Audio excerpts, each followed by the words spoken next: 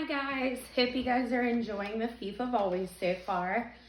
We're going to go ahead and do chapter 5 for today, and then we will do our quick little mini lesson. I hope you are enjoying the chapters so far, and I really hope that you are transferring these skills that I'm teaching you through these videos into your own reading with the Sisters Grimm, okay? So, we are at chapter 5, and this is called The Prisoners. And I want to show you this picture because there's always a picture that goes along with the title of each chapter. So I'm going to go ahead and show you this. Hopefully you can see it within the frame.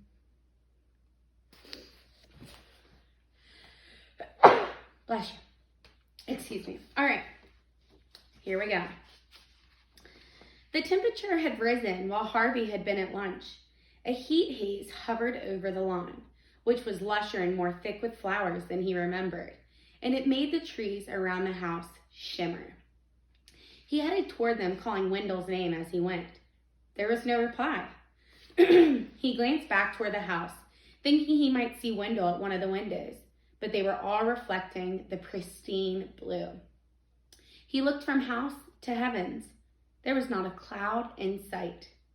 And now suspicion stole upon him, which grew into a certainty as his gaze wandered back to the shimmering copse and the flowers underfoot. During the hour he'd spent in the cool of the kitchen, the season had changed. Summer had come to Mr. Hood's holiday house, a summer as magical as the spring that had preceded it. That was why the sky was so faultlessly blue, and the birds making such music. The leaf-filled branches were no less content, nor the blossoms in the grass, nor the bees that buzzed from bloom to bloom, gathering the season's bounty. All were in bliss. It would not be a long season, Harvey guessed. If the spring had been over in a morning, then most likely this perfect summer would not outlast the afternoon. I'd better make the most of it, he thought, and hurried in search of Wendell. He finally discovered his friend sitting in the shade of the trees with a pile of comics at his side. Want to sit down and read? He asked. Maybe later, said Harvey. First, I want to go look at this lake you were talking about. Are you going to come? What for? I told you it's not fun. All right, I'll go on my own. You won't stay long? Wendell remarked and went back to his reading. Though Harvey had a good idea of the lake's general whereabouts, the bushes on that side of the house were thick and thorny, and it took him several minutes to find a way through them. By the time he caught sight of the lake itself, the sweat on his face and back was clammy, and his arms had been scratched and bloodied by barbs. As Wendell had predicted, the lake wasn't worth the trouble. It was large, so large that the far side was barely visible, but gloomy and drear. Both the lake and the dark stones around it covered with a film of green scum. There was a legion of flies buzzing around in search of something rotten to feed on, and Harvey guessed they'd have no trouble finding a feast. This was a place where dead things belonged.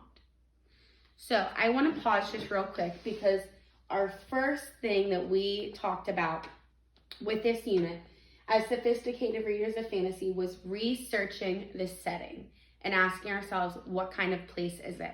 So I'm going to go ahead and jot because we talked about how Harvey's house was and school was for him, how the holiday house seemed so far, and now how this lake seems. Okay, so I'm just going to jot real quick.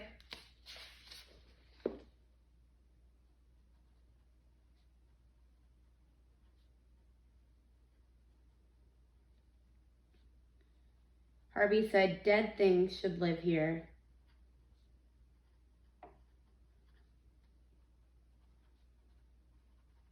And Harvey's just like getting a bad feeling about it.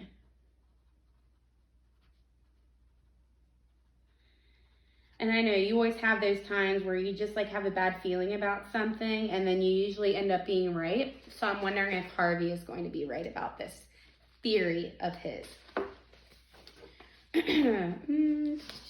This was a place where dead things belonged. He was about to leave when a movement in the shadows caught his eye. Somebody was standing further along the bank, almost eclipsed by the mesh of thicket. He moved a few paces closer to the lake and saw that it was Lulu. And we don't know much about Lulu. We met her in the beginning when Harvey arrived at the holiday house, but we don't know that much more about her. She was perched on the slimy stones at the very edge of the water, gazing into their depths. Speaking in a near whisper for fear he'd startle her, Harvey said, "It looks cold." She glanced up at him, her face full of confusion, and then, without a word of reply, turned and bounded away through the bushes. "Wait!" Harvey called, hurrying toward the lake. Lulu had already disappeared, however, leaving the thicket shaking. He might have gone in pursuit of her, but the sound of bubbles breaking in the lake took his gaze to the water. And there, moving just below the coating of scum, he saw the fish. They were almost as large as he was, their gray scales stained and encrusted, their bulbous eyes turned up toward the surface like the eyes of prisoners in a watery pit. So there's fish in it as big as Harvey.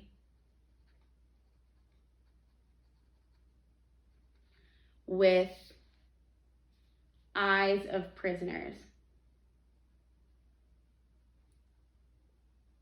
I don't know about you, but when I think of a lake, I think of this beautiful body of water, and this is not giving me that vibe.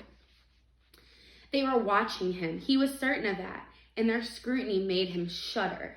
Were they hungry, he wondered, and praying to their fishy gods that he'd slip on the stones and tumble in? Or were they wishing he'd come with a rod and a line so that they could be hauled from the depths and put out of their misery? What a life, he thought.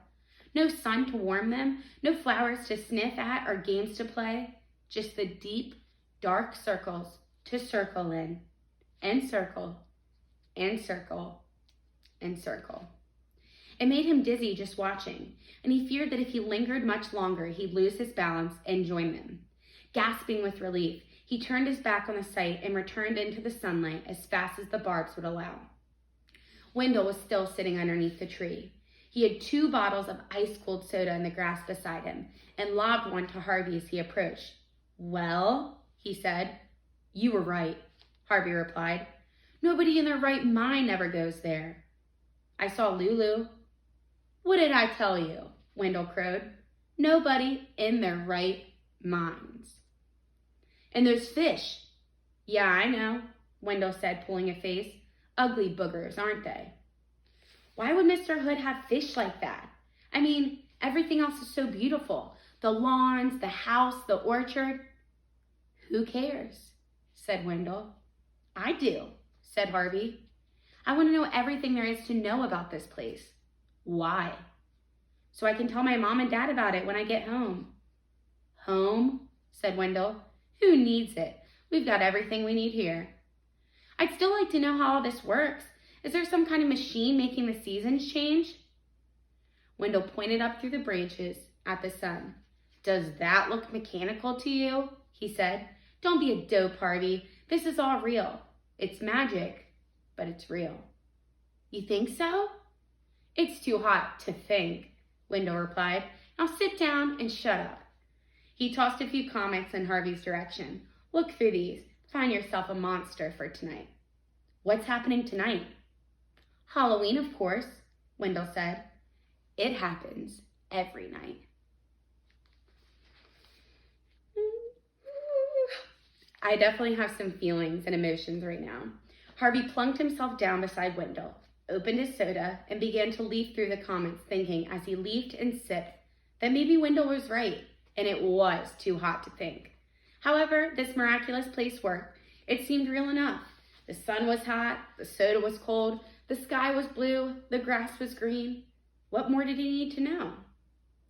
Somewhere in the middle of these musings, he must have dozed off, because he woke with a start to find that the sun was no longer dappling the ground around him, and Wendell was no longer reading at his side. He reached for his soda, but the bottle had fallen over, and the scent of sweet cherry had attracted hundreds of ants.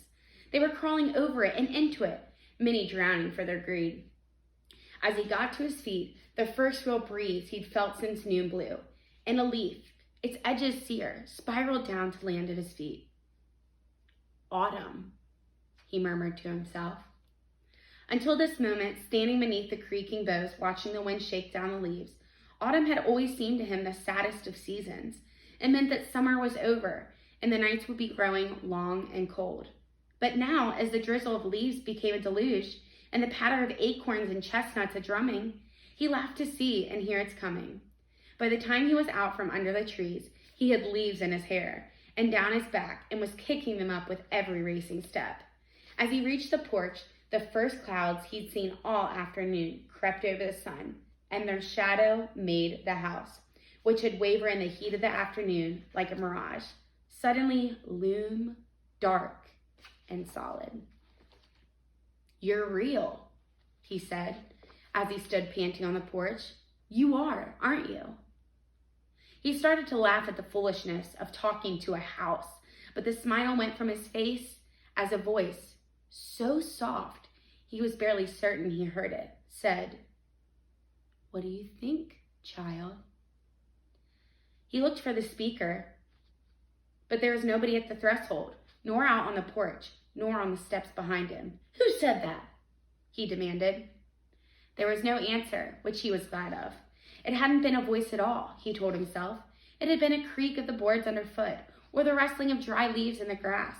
But he stepped into the house with his heart beating a little faster, reminding himself as he went that questions weren't welcome here. What did it matter anyway, he thought, whether this was a real place or a dream? It felt real, and that was all that mattered.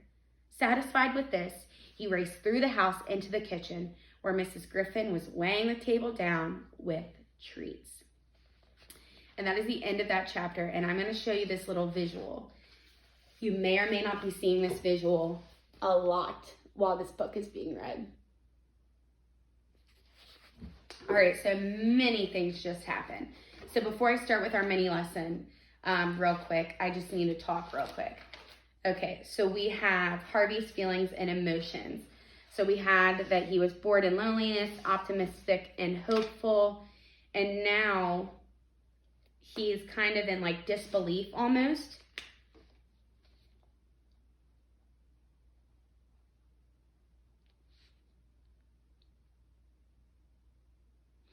And that is because Harvey saw this lake and he saw fish that looked like humans. So that's bizarre. And then these seasons are changing overnight, and it's just the most bizarre thing. So the lake had fish the size of him with eyes of prisoners. Seasons keep changing.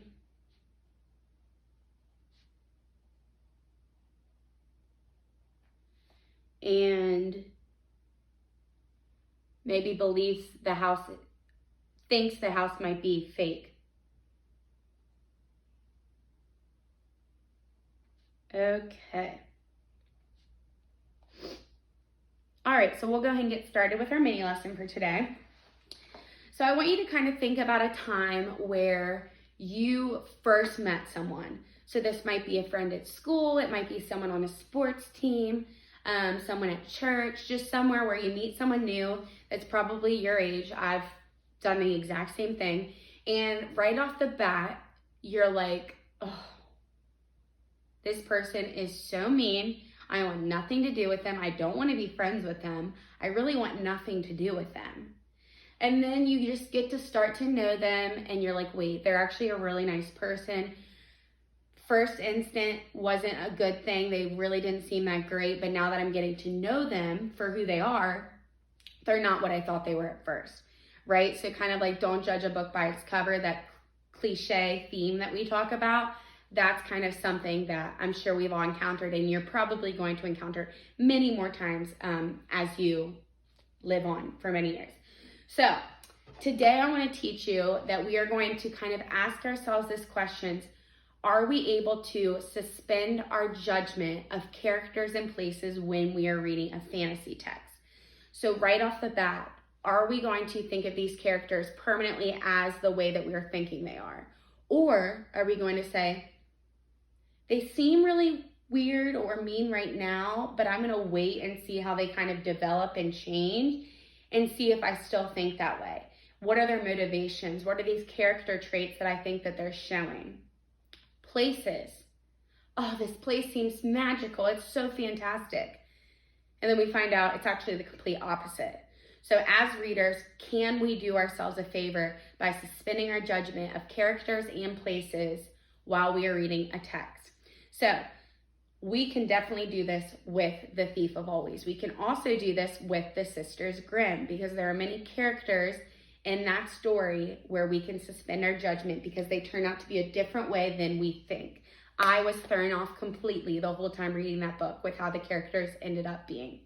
You will be too with The Thief of Always. So I've created, I love my little pretty charts in my notebook.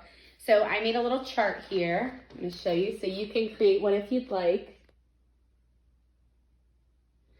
And what I have here, it says suspending judgment about characters and places. And then I have a section that says at first, and then it says in reality. So at first I thought they were like this, but in reality, they're actually like this. And I made different sections. So what I'm going to go ahead and do is kind of think about who is someone or what is a place that I can go ahead and try to start this work with. So I'm thinking we could either do Harvey, we could do Mrs. Griffin, we could do the Holiday House, we could do Rictus. We know the most about Harvey, but I don't really know how he is in general yet. So maybe the Holiday House. So we'll say at first, and I'm going to put the character or the place at the top of the box here. So at first, the Holiday House. So at first, the Holiday House seems magical and fun.